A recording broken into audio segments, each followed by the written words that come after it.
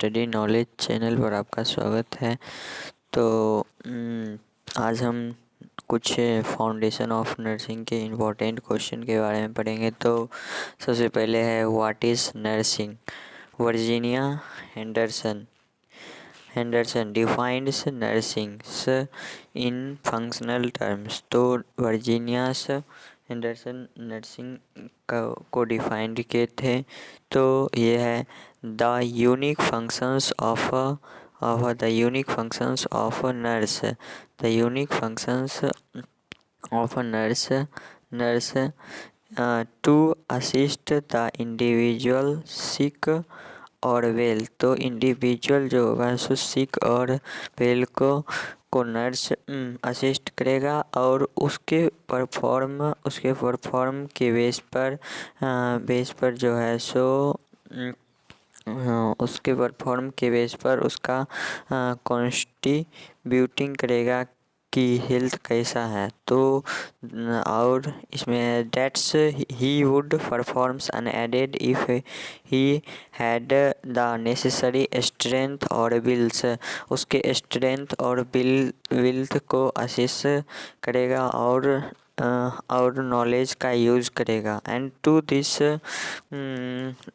In such as a ways to help him against independence. ये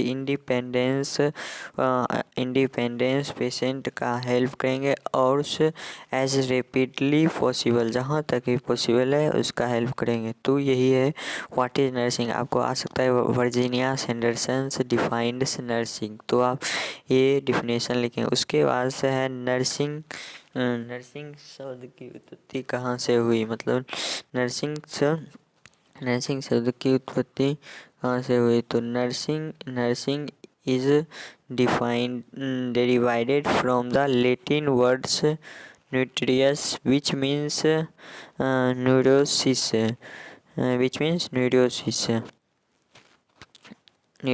उसके बाद है quality of a good nurse.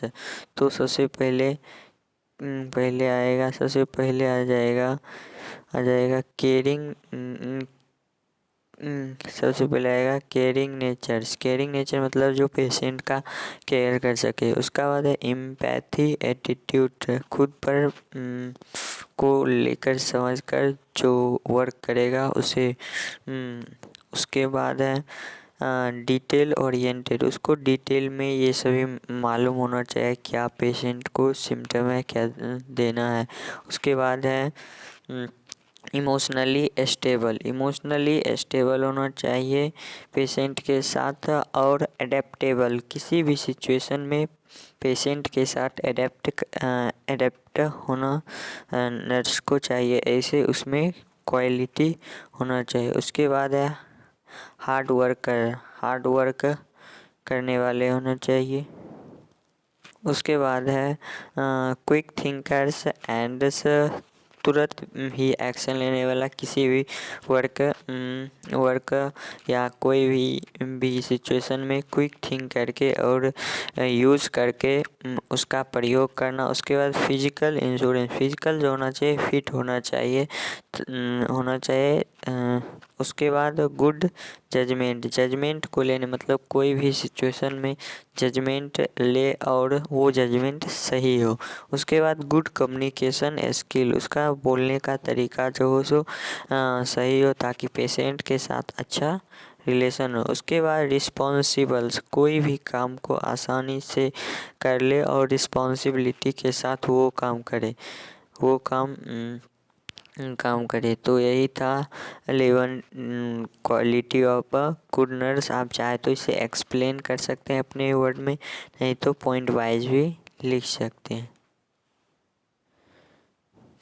Role of a nurse या functions of a nurse. तो roles और functions दोनों same ही होते हैं। तो नर्स का रोल्स क्या होता है और इसका फंक्शंस क्या होता है। तो ये जो होंगे सो केयर गिवर होंगे, केयर करने वाले, पेशेंट को केयर करने वाले।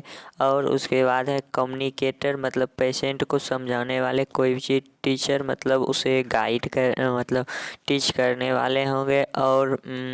और उसका जो नर्स का जो फंक्शन है क्लाइंट एडवोकेट, क्लाइंट को एडवोकेट की तरह सजेस्ट करेंगे और ये बताएंगे, और काउंसलर होंगे एंड चेंज एजेंट होंगे, मतलब किसी भी वर्क को चेंज करने में हेल्प करेंगे, किसी भी सिचुएशन को चेंज कर सकते हैं। उसके बाद लीडर होंगे nurse manager and coordinator, manage करेंगे और उसे कोऑर्डिनेट नेट करेंगे पेशेंट। उसके बाद केस मैनेजर, किसी भी केस को सॉल्व कर सकते हैं पेशेंट से रिलेटेड। और लास्ट है रिसर्चर, तो ये रिसर्च मतलब कर सकते हैं। उसके बाद से है सबसे पहले पॉइंट वाइज दिया गया है। पॉइंट वाइज में है एज ए केयर गिवर के रूप में nurse, the nurse helps client to regain health thoughts healings process. तो एक केयर गिवर के रूप में नर्स जो हेल्प क्लाइंट को करता है हेल्थ थॉट के लिए एंड हीलिंग प्रोसेस में करेगा। उसके बाद सेकेंड है जो he preserves the dignity of the client, patient की डिग्निटी को समझता है और यह उसके डिग्निटी को मेंटेन करके रखता है। उसके बाद है advocate, a nurse provides a safe and conducive environment to the patient। तो नर्स जो होता है वो पेशेंट को सेफ कंडक्टिव इन्वायरमेंट प्रोवाइड करता है ताकि पेशेंट के हेल्थ में इम्प्रूव आए। उसके बाद है he takes step to prevent injury, he takes step to prevent injury to the client. तो ये जो है प्रिवेंट करता है इंजूरी से to the client as examples advocate के। उसके बाद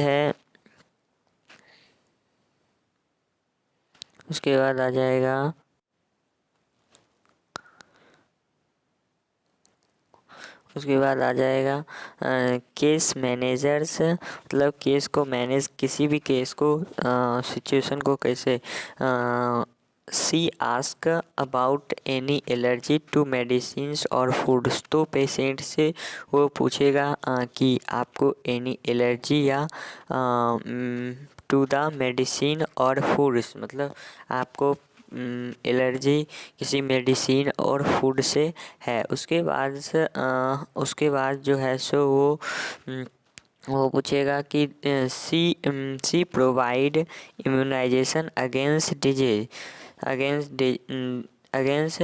डिजीज। तो अगर उसे किसी भी मेडिसिन से एलर्जी है तो उसे इम्यूनाइजेशन देगा। और मैनेजर क्या होता है, जो मैनेजर जो होगा वो as a manager nurse coordinates the activities of other health teams members.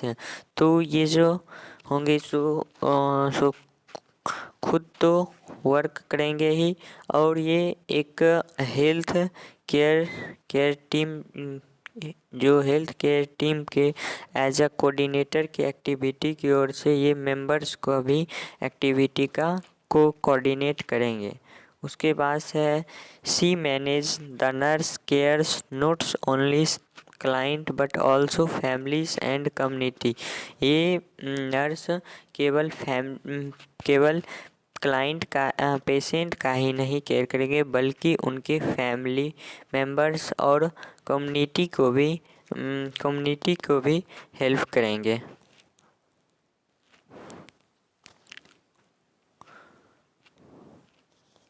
पांचवा है teacher, he determines that the client has fully एस्टूड मतलब क्लाइंट को एक कोई बात बताएंगे तो वो फुल्ली अंडरस्टूड करेगा। और सेकंड है जो nurse gives health education on diet about the preventives measures of disease. Nurse को एजुकेशन देंगे जो डाइट्स जिससे प्रिवेंट हो डिजीज।